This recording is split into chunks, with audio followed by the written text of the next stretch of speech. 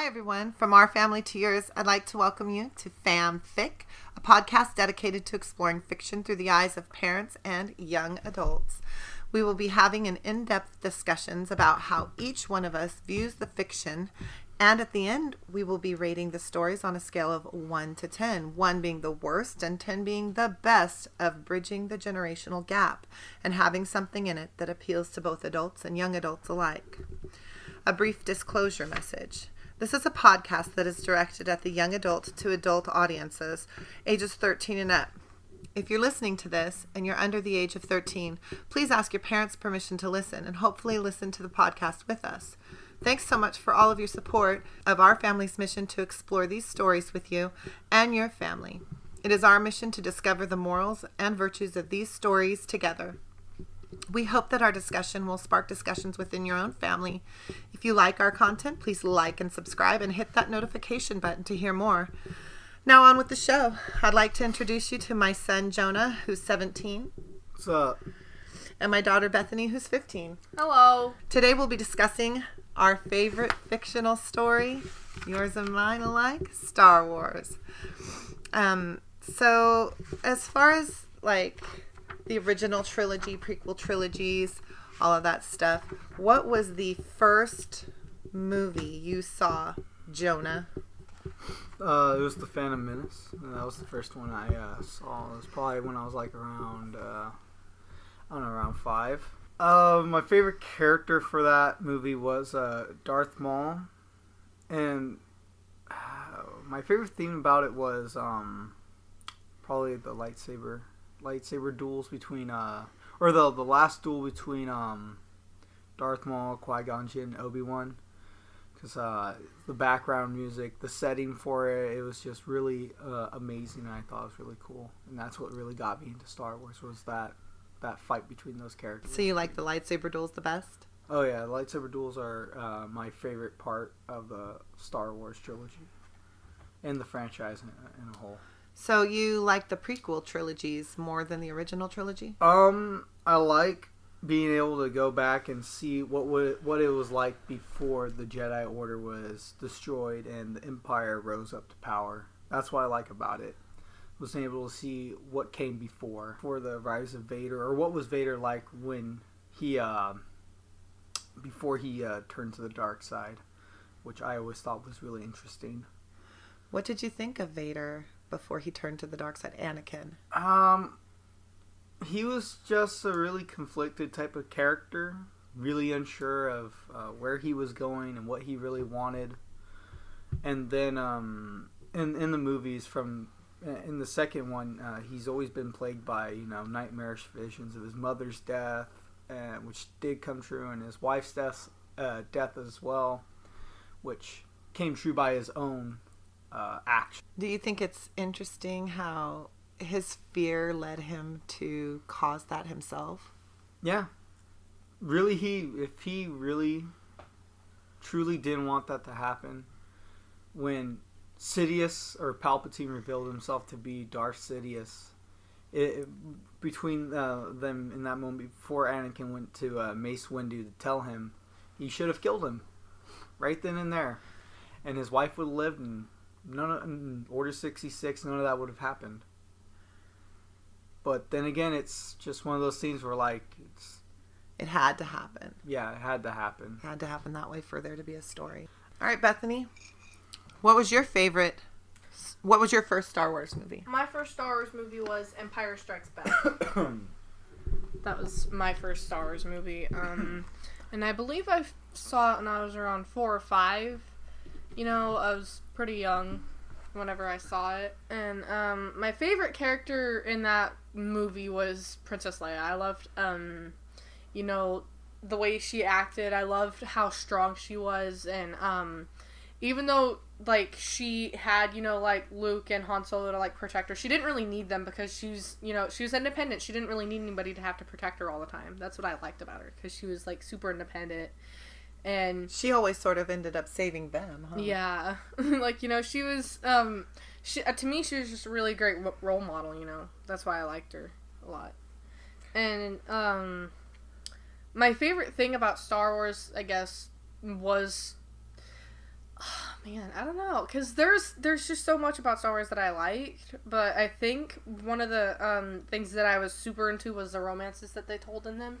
What was your favorite romance in the Star Wars sagas? Padme and Anakin, those were my favorites. So you liked Amidala? Yeah. What did you love about it? I don't know. I liked it because I wasn't a super big fan of the age gap. The age gap was really weird.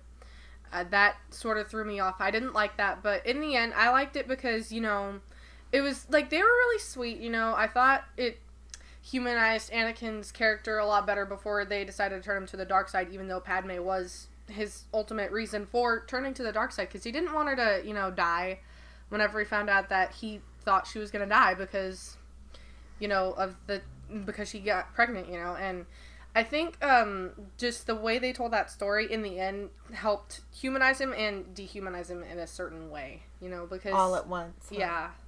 And it was really tragic. That's just part of what I liked about it, I guess. I guess the only good things you could say came out of Amidala was Princess Leia and Luke Skywalker. Yeah. So, and then my first Star Wars movie... I don't remember seeing in the theater was A New Hope, but I saw it later when I was about 5 years old on television. And my biggest first movie in the theater was The Empire Strikes Back. And I think I was about 6 or 7 years old. And your grandma took me to go see it in the theater. And I just remember... my favorite character was Han Solo because I was in love with Han Solo. And I love the romance between Han and Leia. And Leia, of course, was almost like equally my favorite character. I just wanted to be so much like her, just strong and the same things that you really loved about her. Strong and independent and able to take care of herself and anybody else who might come along. And I think...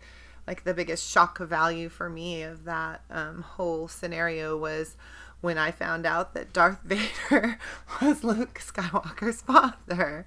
That was like one of the biggest, most shocking things that ever happened to me in a theater in my entire life. Because like I said, I think I was only like 6 or 7 years old.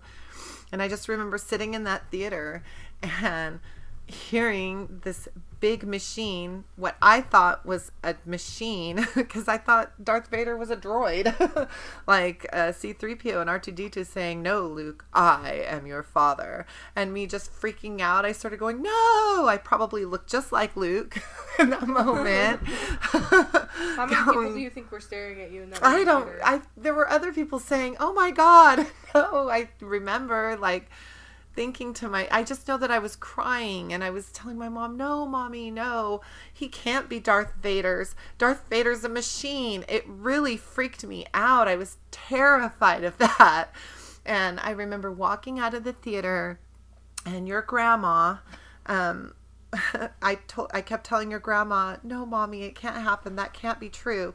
Vader can't be Luke's father. He's a machine." And your grandma said something I will never forget, where she stopped me cold in the parking lot and said, "Baby, this is fiction. They can do pretty much whatever they want in their story." And for the rest of my life, that has stuck with me when she said that, because that's what fiction is about. It's about telling your story, and it's telling your story, not someone else's. And whether or not you like the direction that story may be going, it's the story that the writer wants to convey because they're trying to show some sort of moral or lesson to it. And what I got from the original trilogy in the end, when Vader finally turned back to the light to save his son, was just that, there's good and bad in everyone. It's what are you going to choose? And what's the most powerful thing that can help pull you to the positive decision? And I think in that moment in Return of the Jedi, it was his love for his family. So that was always really interesting to me. It was really interesting to me too when I think about how my generation viewed all of that, because we were viewing it before Return of the Jedi ever came out. When Empire Strikes Back came out, nobody knew that Vader was Luke's father until they walked into the theater. And when everybody was walking out, they were going, "Oh my God." And there were all kinds of theories and people were saying all kinds of things. And I remember your Uncle Bill and his friends playing Dungeons and Dragons in our living room, having this big debate about whether or not Darth Vader really was Luke's father, because a lot of them didn't believe it was true, even though they had said it in the film. A lot of them were saying, no, it's got to be a lie, because he's just lying so that he can lure Luke to the dark side. And I remember your Uncle Bill saying, I think he's his dad. Yeah.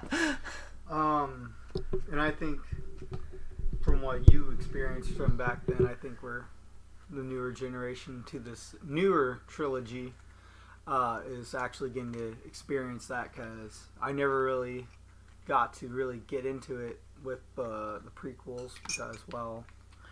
You were really little, huh? Yeah, but now, since I'm older, I can really, actually dive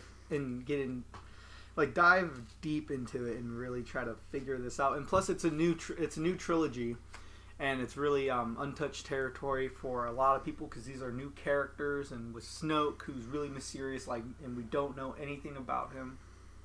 And so far, whatever information we do have about him, it's just very vague and mysterious. But yeah.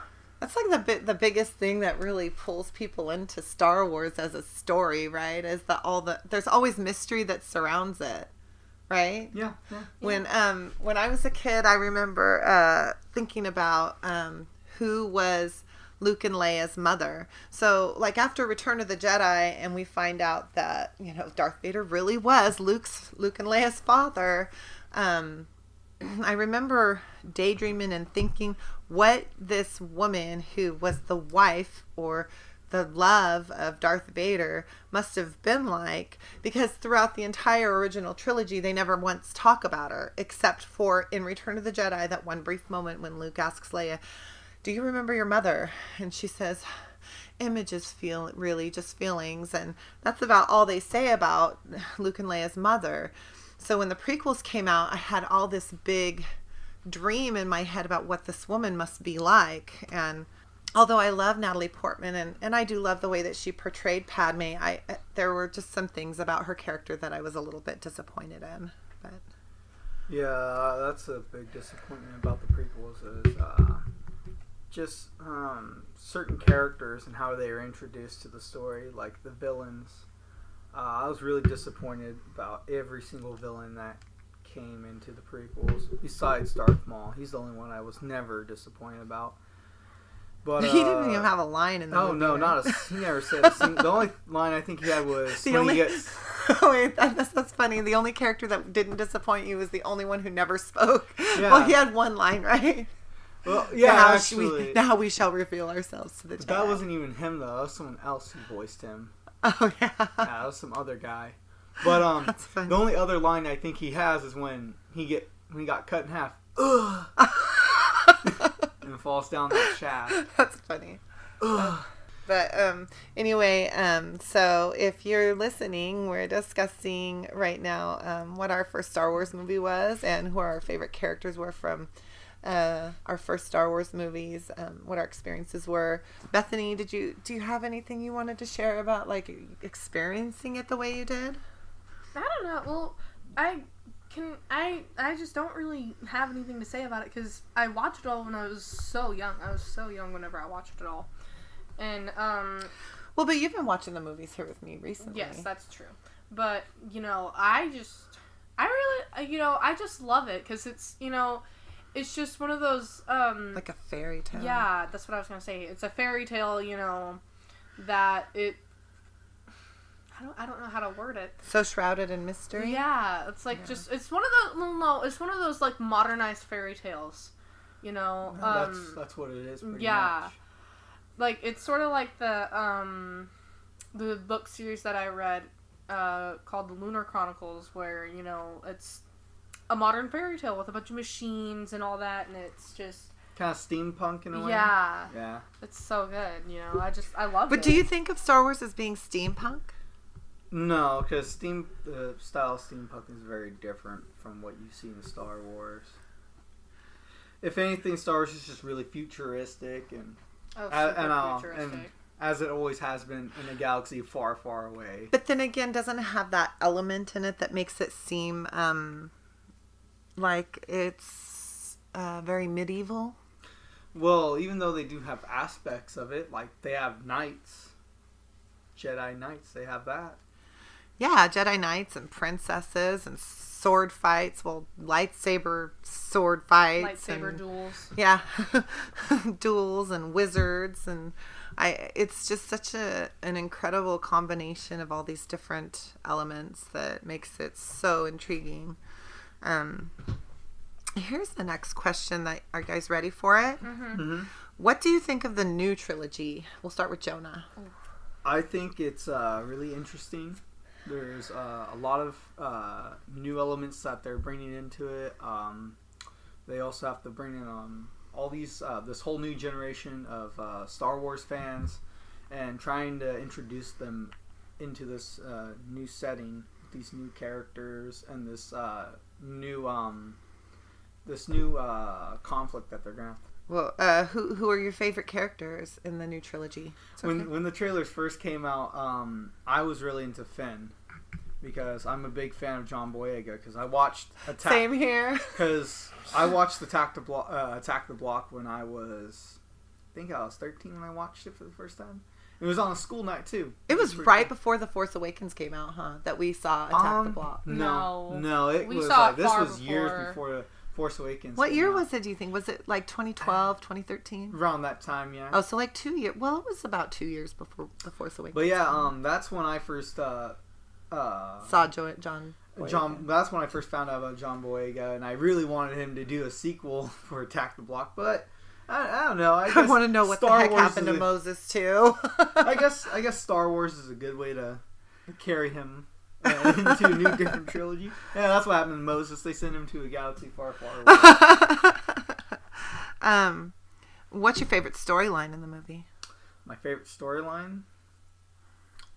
Well, a lot of people probably always say it's Rey's or Kylo Ren's story, but I really like Finn's storyline because I think a lot of people feel that way. Because it's really interesting because when I first watched the original trilogy, I was always interested in the Stormtroopers because even though they don't really even though they don't really play a big role like Luke or Vader do, but still they're characters in a sense.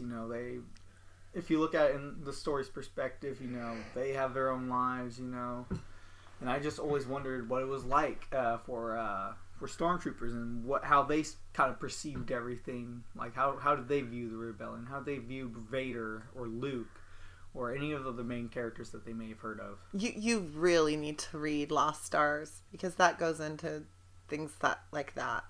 You'll love it. But you're really into the Clone Wars for a long time, weren't you? And you love the clones too, right? Well, because I'm really into the... You like Rex, right? Oh yeah, Captain Rex. Yes, I'll give a shout out to Captain Rex. I'm glad we got to see him in Rebels, and that he's in Rebels.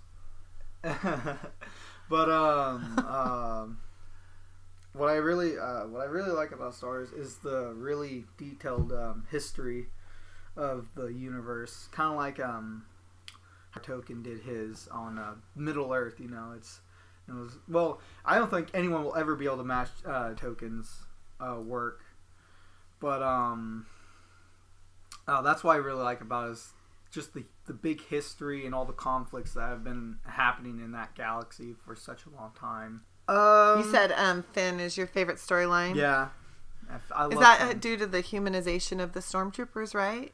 Yeah, and the part that really I think maybe hit a lot of people is when we see Finn for the first time, and it's when he's kind of crouched down to one of his fellow stormtroopers, and he smears blood all over his mask. That's kind of like, wow. Oh, you have a good point about that. They bleed. No. Who killed him? Poe did. Poe killed him, and I'm not sure. I can't really remember this, but I remember watching, I think, one of Star Wars Theory's videos, Oh, Star Wars Theory. That's the guy and on YouTube, right? I think it was him or someone else. I'm not sure, but he did a video on Finn or on stormtroopers in the First Order, and there's a comic book or something like that talks about Finn and his training, and I think it talked about how not talked about but explained who that stormtrooper was, and explains that stormtrooper was Finn's best friend and that trained with him in the First Order. And how I thought that was an interesting point you've made when we've had conversations about this before, when you said isn't it kind of twist that his best friend, who was also a stormtrooper, was killed by his new best friend, who is also a resistance leader. Yeah. Which I always thought that was really interesting that they chose to do that. But people who are hardcore fans would know that, but people who they're just casual fans wouldn't necessarily always know that. I think what they should have done, which would have been interesting. But that is interesting. What I think they should have done was because that scene where we first see the First Order stormtroopers in the Force Awakens is when they're first coming to land on in the village, which is supposed to kind of, I guess, almost be like D-Day. So I think what would have been interesting is if we see Finn when they're still inside the ship and his friend looks back at him maybe or says something to Finn, they kind of show that those two characters have a relationship. And I think further humanizing the stormtroopers. Yeah, that would be interesting. That's really cool. Okay, Bethany, what do you think of the new trilogy? Well, I really liked the new trilogy. I thought it was a really good way to just bring Star Wars back to, the limelight, I guess, because I'm pretty sure, even before the new trilogy, everybody was super into Star Wars and all that, but not as much. But now that there's this new trilogy coming out, it leaves more opportunity for them to suck more fans in, younger people that have never seen the old trilogy or anything. Now they have fresh new characters. You mean the original trilogy? Yes. Don't call it old. That's sorry. Like calling me old. Well, but it just I like it because it leaves more opportunity for more people to for them to expand the universe, of Star Wars even more than they already have with the original trilogy, the sequels, the sequels, the prequels, and the little kids shows that they have on Disney, the Clone Wars or whatever. Oh, Beth, and let's not forget about the new anthology films. Oh, and the new anthology films. Rogue One, and hopefully there'll be one anthology. Oh, film. Yes. I look so forward to you're that really one drawn too. to the newer characters more than you were the original trilogy and prequels? Well, not more. Maybe on the same level? On the same level, yes. On the same level, but... Do you think those characters could draw in younger people who have never been exposed to Star Wars? Oh, definitely. I really think they can because, with me having babysat before, the one child that one of the boys that I babysat before, Nathan, he was... Go ahead. He was he's super into Star Wars. I remember him being extremely into the new Star Wars movies, how excited he was about it. And I remember when we first went to go see him that, he goes, "Oh, have you seen the new Star Wars movie? Have you seen it?" He was super excited about it. And I remember when we brought him this little BB-8 toy or whatever, he was so excited about it. And it was just so So who's your favorite character in the new trilogy? I have two. Of course, the first one is the main character, Rey, and the second one is Kylo Ren. I really liked his character, too. Why do you love Kylo? Well, I'm going to be very blunt. It's because he's extremely fine. But... But what other than that, what you love about his character? I don't know. It's just because he's so... He's weird. He's kind of weird, Not weird. Not... I'm trying to get this out. I just don't know how to explain it. It's okay. Take your time. It's because he's so different, He comes from, he comes from the light side, his mother being Leia and his father being Han, even though he wasn't always that good. They were heroes. They were part of the resistance or whatever, and that's where he stems from. And then you see Kylo, who's on the dark side of the Force, being trained under Snoke, and he's just on, like, you look at him and you think, why is he on that side? What happened to him? What would make him go so on his storyline is probably like what you would consider it's really your favorite. interesting. I think what a lot of people can relate to about Kylo is how conflicted he is between the two, both the light and the dark. So that's why I think a lot of people are drawn to him, and that's why a lot of people can really connect to him. Is the parental issues he has with his mother and his father, and his conflict with light and dark. Oh yeah, well, I think that was he is really relatable, especially when he is confronted by Han on the bridge or whatever, and he ultimately kills his father. I think that Does he make you want to do bad things when you watch his character, even though you relate to him a little bit? No, I don't want to do bad things, but But you want to find out what happens to his character, right? Yes. Good. Okay, I'm happy to hear that. Spoiler alert, if you've never seen The Force Awakens, yes, Kylo Ren does end up killing Han Solo. And so I'm going to say that I absolutely thought that the sequel trilogy is brilliant. It's brilliant in how it drew people back from the nostalgia aspect of it.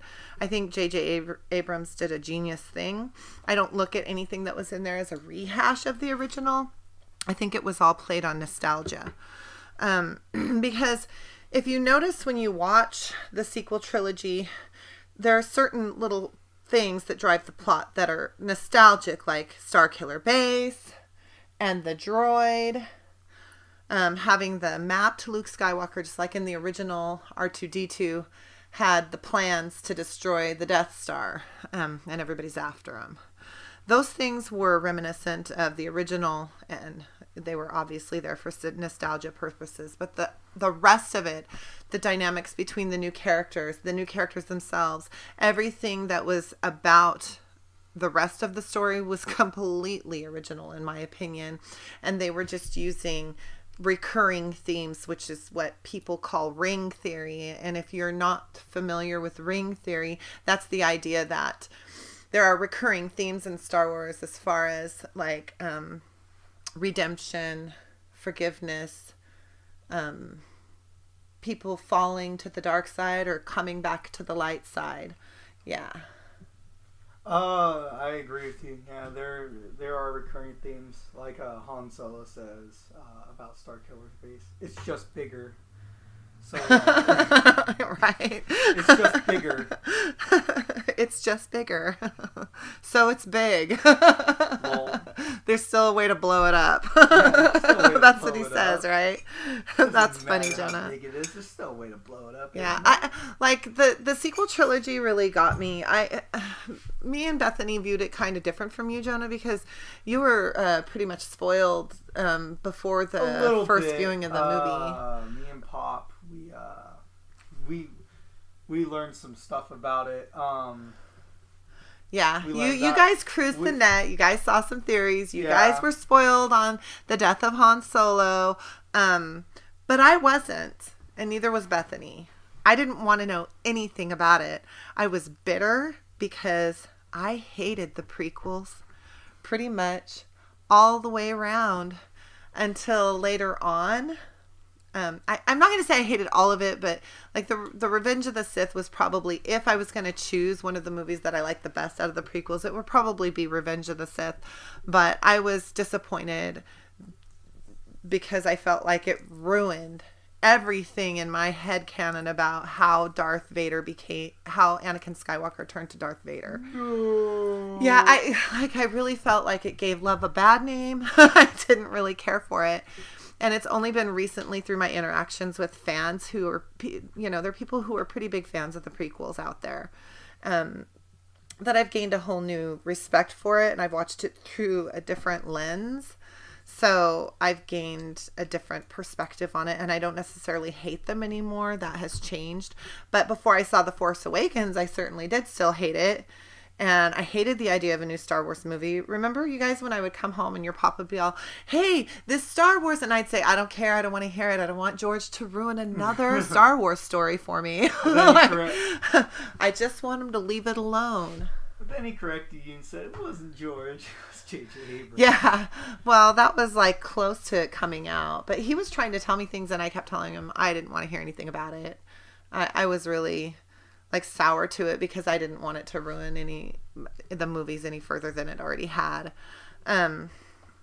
So when the time came, he convinced me to go because John was in it, and we all love Attack the Block. So I went ahead and went to the movie, and I have never been so happy to be wrong in my life, because I'm so glad I went to the movie, because it gave me a reborn feeling of my love for the saga. So we went to see it, and it just was an incredible experience, getting introduced to these new characters and all these mysteries surrounding it. Just like before, it just made me feel so nostalgic, like thinking about how did Kylo fall to the dark side? Just like my biggest question was always, how did Vader turn dark, and who were Luke and Leia's mother? My biggest question coming out of The Force Awakens was, what happened between Luke and Kylo that made Kylo fall to the dark side? That was my biggest question coming out of that film. I really wanted to know what happened. What was your biggest question, Jonah? Like I said before, my biggest question for it was, who the heck is Snoke? You know, what's his big in-game plan? What's he really want? And what is his agenda? Yeah, and like what does he want with Kylo? You know, you can tell, like, just looking at his character, you can kind of tell like he has something bigger planned than just Starkiller Base. You know, like he's not gonna do what the Emperor did and just build a new one. They're gonna do something a little bit bigger, I think. Snoke, Hux, and Kylo together. But just looking at the trailer for the Last Jedi, I don't know if it's gonna be that way now though, because it seems like Snoke is gonna have some problems with what happened at Starkiller Base with Kylo, and it's gonna cause a lot of different conflicts between them, and I think Kylo's in big trouble. Yeah.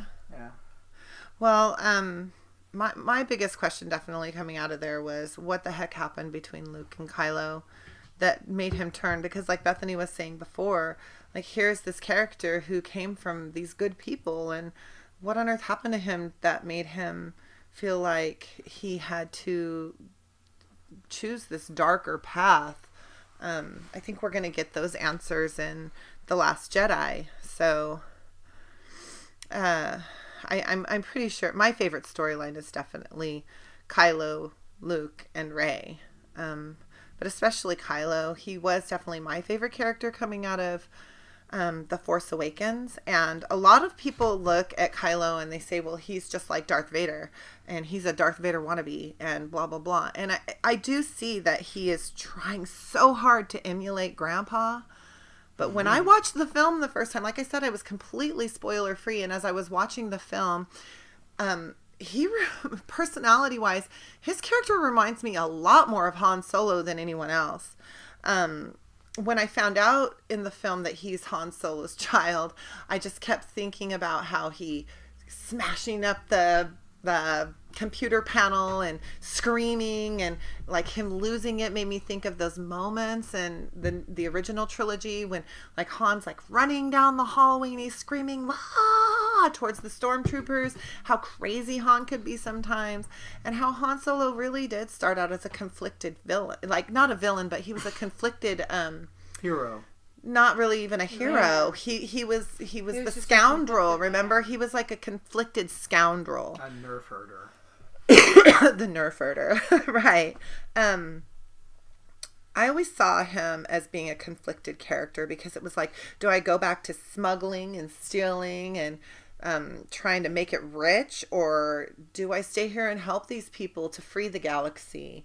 You know, what's more important to me, myself or others? He also had that choice of to be selfish or to be selfless, and that's the same choice that Kylo's looking at as well. It's down to, should I be selfish or should I be selfish? Do I strive for power? Do I strive for peace? What's more important to me?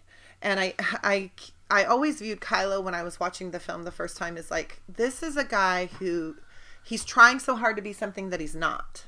And that's something that the old man at the beginning, I don't really remember his name. Yeah, he states the theme right at the beginning of the movie.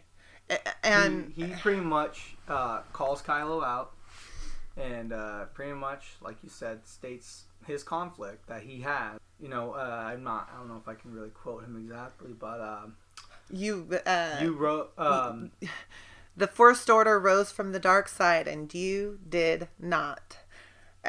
I mean, he definitely is a character who, he's not doing what he's supposed to be doing. He's not answering his calling. Like, he's trying so hard to be this bad guy, but he's just not got it in him to be this bad guy.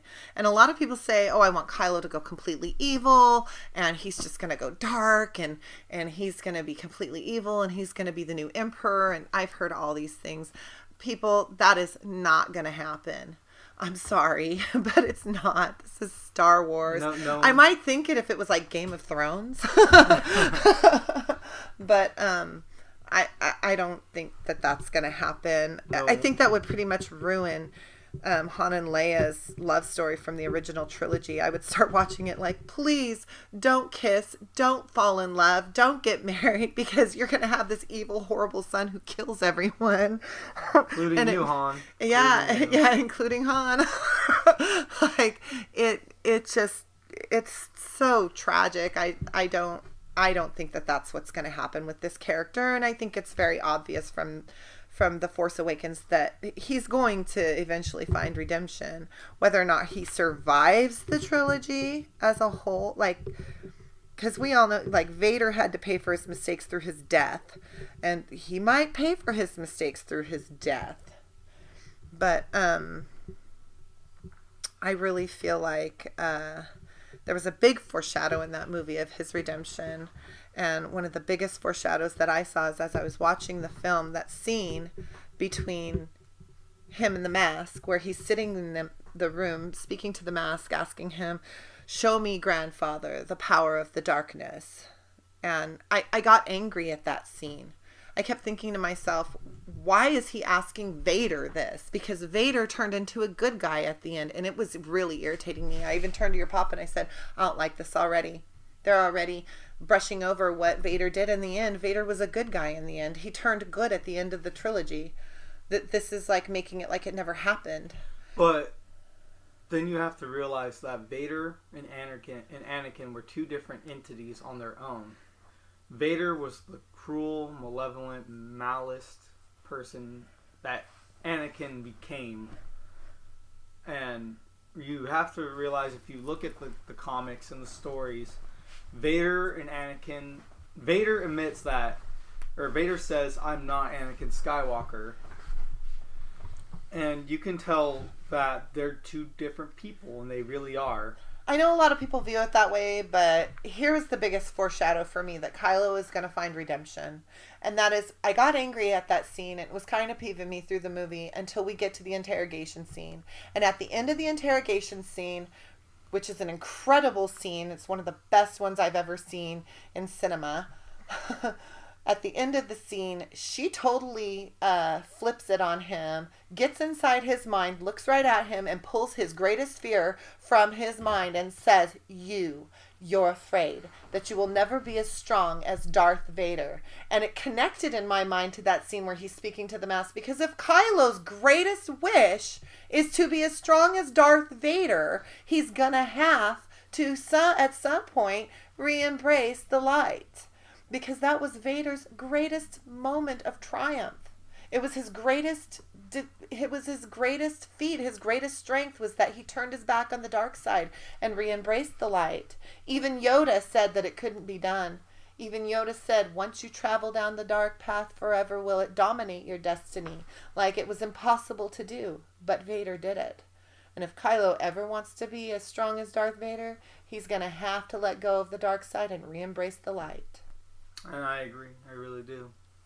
And I really hope it does come down to that, actually. I hope, from what people are calling this reversed cycle of Anakin, I hope it does happen. Here's a thought for you guys. So I have this theory about I believe in the reverse Anakin theory, but something popped into my mind the other day when I was watching one of the trailers. And what do you think of the reverse Obi-Wan theory with Rey? Now, I'm trying not to marry myself to the Rey Kenobi theory. I do think she is a Kenobi, but I don't care who she is, really. I still look at her like she's a reverse of Obi-Wan. Not necessarily in the teacher role, but in the role of, I am never giving up on you. Yeah, and I'm on that because, well, if we look to the prequels and look at Obi-Wan, he kind of gave up on Anakin. He kind of did? Yeah, he really did. he lost all faith in him. Yeah, he thought he was gone forever. He's like, no way. Right. Because he basically looked at Anakin when he's sitting there being burned alive after he cut both his legs off and said, right before that, he says, I loved you, Anakin. You were my brother. And then he sees him laying there burning to death and he's like, later. And he leaves him there. Anakin's just We're out, Padme. I hate you. We're out, Padme. We're gone. And he gives up on him. He breaks from his compassion from him, which I think is the biggest problem with the Jedi Order, is their lack of attachment. He broke from his attachment to Anakin, and he looked at him like he was a lost cause and walked away. And I think that Rey, where Kylo is the reverse of Anakin, I think that Rey is the reverse of Obi-Wan in that role, that she is going to be the one who's never going to give up on Kylo. Like, Luke is, I think, already looked at Kylo like he's a lost cause, but I think she's going to be the one who's going to say, Luke, we can't give up, and inspire Luke to keep trying, and she's going to go back for Kylo. I don't know how it's going to play out, but I think that there's going to be a situation where they could leave Kylo for dead, and she's going to go back for him. And especially considering that character, Rey, has some serious issues with being left behind. Well, yeah, that's what I was going to say. You know, they were, I feel like the only reason why she would go back for him and never give up is because she can relate to him on that level, because she knows what it feels like to be left behind and forgotten about, you know, because she was left behind on Jakku by whoever it was that put her there. I don't, we don't know who it was, but whoever it was obviously didn't care about her enough to, go back for her. Or they're dead. I honestly believe that she's going to end up being a Kenobi, because he's the only thing that's missing from this new trilogy.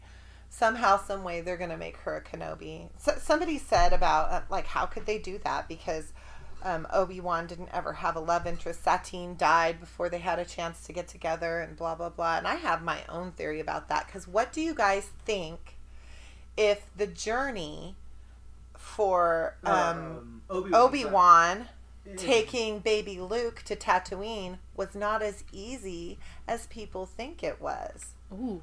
Maybe he teams up with, say, a Mandalorian warrior princess or some kind of a Mandalorian warrior female to help take Luke to Tatooine. Maybe Palpatine sends people after him and he has to run and he has to protect baby Luke, and maybe him and this woman get close and they have a brief affair, and she knows that he has to take the little baby to Tatooine and watch over him, and they go their separate ways, and she finds out that she's pregnant with his child but never tells him, because she knows that his life has to be dedicated to saving the chosen Luke. One. Yeah, Luke. He thinks Luke is the chosen one at that point. What do you guys think of that? Actually, I think that's really interesting. Because if we go and look at Star Wars Rebels, the last duel between Darth Maul and Obi-Wan, which I think is a very tragic scene and very sad. is when Darth Maul is dying, and he looks to Obi-Wan and he asks him, "Is it him? Is he the chosen one?"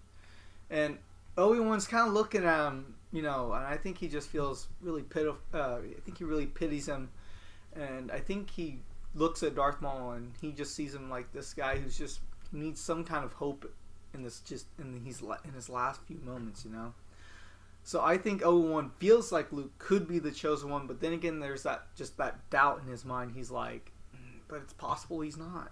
And if that's possible, then it's possible Obi-Wan could have had a child, and that Rey is his granddaughter. I mean, it's just like my mother told me coming out of The Empire Strikes Back. Baby, this is fiction, and they can pretty much do whatever they want in their story. Right? Yeah. Well, anyway, I think we're going to wrap this up with some final things. We're going to do a little section on our video each week called Eye to Eye, where we rate the content for whether or not it successfully bridges the generational gap. What do you think, Jonah? 1 to 10. Does Star Wars bridge the generational gap? Yeah, I think it does. I give it 10 because, if you look at, look at all the time we've spent discussing it. And I'm an older person than you guys. If you look at the huge fan base that it has, parents introducing it to their kids, and then their kids are showing it to their friends, and then that cycle just We're keeps multi-generational here because my mother introduced me to it, and I introduced it to you guys. And then maybe one day I'll introduce it to my kids. There you better. I have to have something to talk to my grandchildren about. Yeah, I think it does bridge the generational gap. So 1 to 10, Bethany. 1 to 10. 10, because I think it does. It's just, to me, Star Wars is just one of those topics that everybody kind of knows about, because it's so big. Everybody kind of has something that they like about it, aside from some people who are kind of crazy and don't like it. But, I feel like it's just one of those things that you can talk to somebody about. And I definitely agree, and I think what also connects everyone about Star Wars is its recurring themes and the lessons it teaches through each movie. Lessons it teaches. They have so many beautiful morals to their stories, don't they? Oh, yeah. They do.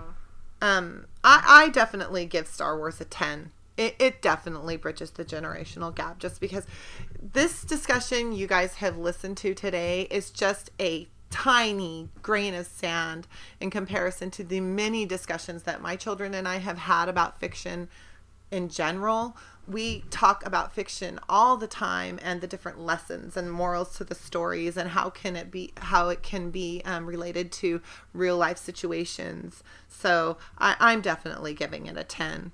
And our final section of the podcast we're going to do each week is called The Moral of the Story. So, Jonah, what do you think is the moral of the story of Star Wars?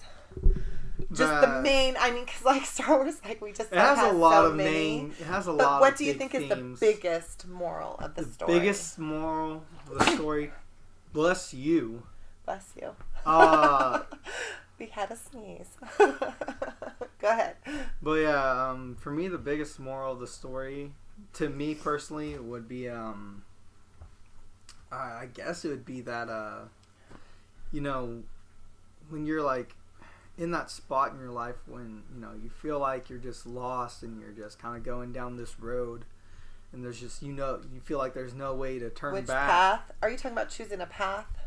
Sort of. It's kind of like that. But yeah, where you don't know where to go, and you feel like, you're lost. Well, you gotta just kind of gotta stop and look around you and just kind of see the people that are trying to help you. Feel the force, huh? I guess, yeah. Your I guess faith in others. Yeah. Just look at everyone else and just kind of enjoy what you have at the moment, and not give up on what's going on. Just gotta keep going, no matter how hard the world knocks you down. Okay, Bethany, what do you think the moral of the story is? Oh, man, there's so many. Just what do you think is the biggest one that sticks out to you? Oh, man, I don't know. Oh, wait, let me guess. Love conquers all. That is a beautiful... That is a... beautiful moral. If that is your biggest thing that sticks out, you stick with it. Now that I think about it, it is one of the biggest things that does stick out, because most of the time, whenever it comes to trying to choose which path to go down, it comes down to like who you decide to like choose to be around, you know, like who you love, who you like decide to hang out with. Because in life, you know, especially in like high school and stuff like that, the way your life goes usually surrounds who you hang out with in high school, who you decide to try to be. You know, it's just, that's what it is. And then most of the time, if you do end up, you know, going down the wrong path, most of the time, like, love and support from your friends, you know, your family, that's what brings you out of that, you know? That's how you get better. I agree with that. And my biggest thing about the moral of the story of Star Wars is this is pretty much the same. There are so many stories that convey the same message that it's just like George Lucas said, there are selfish people and there are selfless people. Selfless people, they love drives them to the caring for other people, the willingness to sacrifice yourself for others, for the greater good.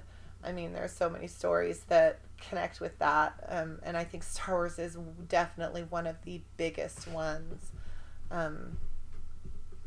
I think that your point about the sense of belonging is definitely a big one, but mine is like just like never to give up on somebody, no matter what. Like if you love that person, you should never give up on them. You should keep striving to give them support and try and help them, and to bring them back, even if that means not necessarily turning your back on them, but you got to let them know, I don't agree with what path you're going down. You know, this isn't the right way to be. And when you start wising up and you're ready to come back, I'm here for you. You know, but love conquering all, I think, is definitely the biggest moral that sticks out of that story.